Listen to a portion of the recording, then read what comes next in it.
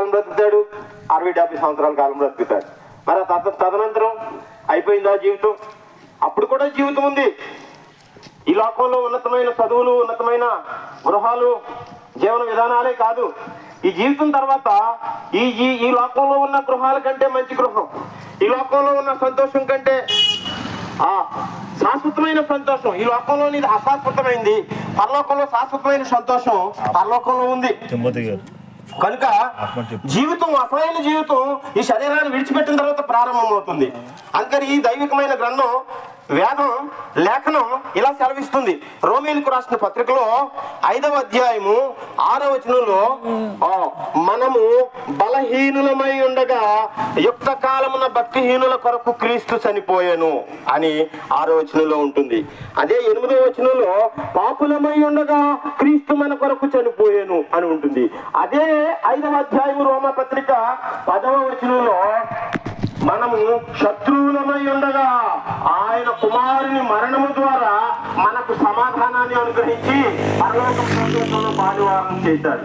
ఈ 3 విషయాలు, మొదటిది యుక్త కాలం, రెండవది పాపులమై ఉండగా క్రీస్తు, మూడవది మనము ఏది ద్వారా పరలోకం చేరుతామో అది సాధనం.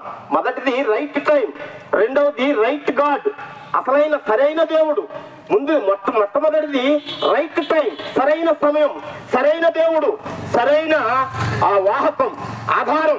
నీకు పరలోకం చేరాలంటే సరైన వాహకం ఏది, సరైన ఆధారం ఏది అంటే క్రీస్తు రక్తం. 3 విషయాలు: సరైన సమయం, సరైన దైవము, సరైన ఆధారం. అమ్మా, బాబు, అయ్యా, ఒక్కసారి నా మాట వినండి. రోడ్లో యాక్సిడెంట్ అయింది, తలకు బలమైన గాయం తగిలింది, 108 వచ్చి మంచి ఆసుపత్రికి తీసుకెళ్ళింది. ఇప్పుడు తలకు గాయమయ్యి రక్తమంతా పోయినప్పుడు ఈ మనిషి బ్రతకాలి అంటే రైట్ టైంలో ఆసుపత్రికి తీసుకెళ్ళడానికి 108. మత్తయి సువార్త 10వ అధ్యాయం 8వ వచనమే నీ మధ్యలో ఉన్న 108.